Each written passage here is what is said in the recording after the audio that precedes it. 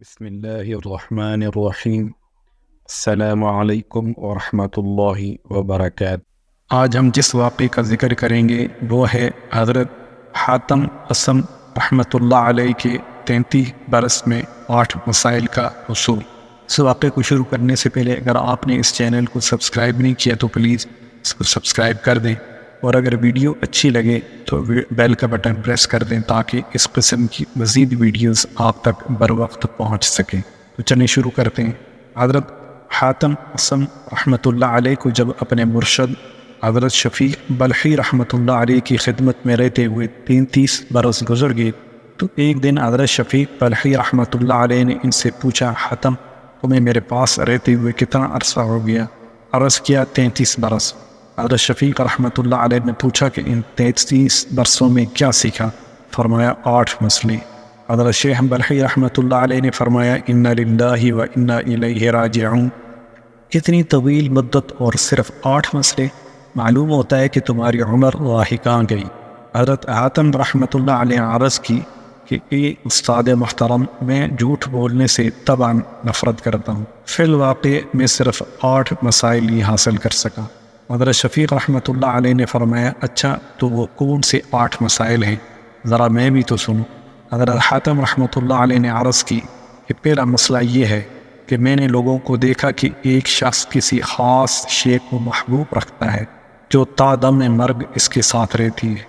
جب اس کا رشتہ حیات منقطع ہو جاتا ہے تو وہ اپنی محبوب شے سے جدا ہوتا ہے، لیکن میں نے حسنات کو اپنا محبوب بنا لیا ہے جو مرنے کے بعد بھی میرے ساتھ رہیں۔ دوسرا مسئلہ یہ ہے کہ میں نے اس آیت وَأَمَّا مَنْ خَافَ مَقَامَ رَبِّهِ وَنَهَى النَّفْسَ عَنِ الْهَوَىٰ وَإِنَّ الْجَنَّةَ هِيَ الْمَأْوَىٰ پر غور کیا اور اپنے نفس کی خواہشات پر قابو پانے کی عادت ڈالی یہاں تک کہ وہ حق تعالیٰ کی اطاعت میں راسخ ہو گیا۔ تیسرا مسئلہ یہ ہے کہ میں نے لوگوں کو دیکھا کہ وہ ایک دوسرے کی حالت دیکھ کر حسد کرتے ہیں، چنانچہ میں نے اس بارے میں حق تعالیٰ سے رہنمائی چاہی۔ اس کے کلام میں یہ پایا نحن قسمنا بینہم معیشتہم فی الحیات الدنیا، ہم نے تقسیم کیا ہے لوگوں میں ان کی ضروریات معاش کو۔ اس حکم الہی کو میں نے ذہن نشین کر لیا اور حسد سے یکسر کنارہ کشی ہو گیا۔ جب قسمت اللہ کے یہاں سے ہے تو پھر خلق سے عداوت کیسی؟ چوتھا مسئلہ یہ ہے کہ میں نے ہر شخص کو دیکھا کہ وہ کسی نہ کسی چیز پر بھروسہ کرتا ہے، کوئی مال پر بھروسہ کرتا ہے، کوئی زمین پر، کوئی تجارت پر، کوئی ہنر پر، کوئی صحت بدنی پر، لیکن جب میں نے اللہ کا کلام دیکھا تو اس میں یہ پایا وَمَن يَتَوَكَّلْ عَلَى اللَّهِ فَهُوَ حَسْبُهُ، جو اللہ تعالیٰ پر بھروسہ کرتا ہے اللہ تعالیٰ اس کے لیے کافی ہے۔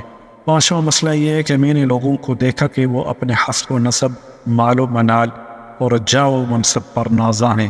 میں نے ان چیزوں پر غور کیا تو بیکار محض معلوم ہوئی، کیونکہ اللہ تعالیٰ نے فرمایا ہے ان اکرمکم عند اللہ اتقاکم، اللہ تعالیٰ کے نزدیک سب سے بہتر وہ ہے جو زیادہ پرہیزگار ہے۔ چنانچہ میں نے تقوی اختیار کیا کہ حق تعالیٰ کے نزدیک بہتر قرار پاؤں۔ چھٹا مسئلہ یہ ہے کہ میں نے لوگوں کو دیکھا کہ ہر شخص روٹی کے ایک ٹکڑے کے لیے اپنے نفس کو ذلیل کرتا ہے اور ایسے ایسے کام کر گزرتا ہے جو ناجائز ہیں، حالانکہ اللہ تعالیٰ کا وعدے ارشاد ہے وَمَا مِن دَابَّةٍ فِي الْأَرْضِ إِلَّا عَلَى اللَّهِ رِزْقُهَا، کوئی جاندار نہیں جس کا رزق اللہ تعالیٰ کے ذمہ نہ ہو۔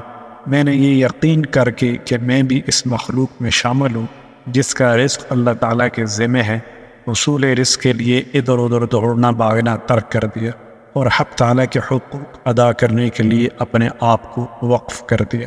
ساتواں مسئلہ یہ ہے کہ میں نے لوگوں کو دیکھا جس شخص کے پاس کوئی قیمتی چیز ہے وہ اس کو سنبھال کر رکھتا ہے اور مقدور بھر اس کی حفاظت کرتا ہے، لیکن جب میں نے کلام اللہ کو دیکھا تو اس میں پایا ما عندکم ینفد وما عند اللہ باق، تمہارے پاس جو کچھ ہے وہ سب ختم ہو جائے گا اور جو اللہ تعالیٰ کے پاس ہے وہ باقی رہے گا۔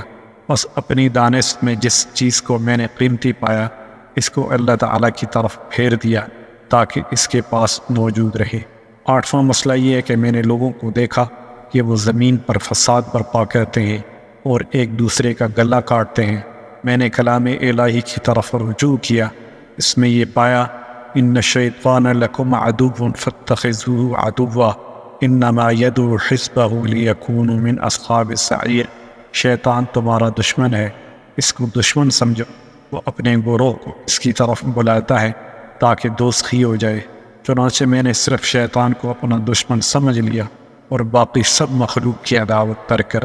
حضرت شفیع بلخی رحمۃ اللہ علیہ نے یہ سن کر فرمایا، اے حاتم، اللہ تجھ پر فضل کرے، میں نے تمام کتب سماوا پر غور کیا تو ان سب کی اصل یہی 8 مسئلے پائے ہیں، دوسرے سب مسائل انہی 8 مسئلوں کی شاخیں ہیں۔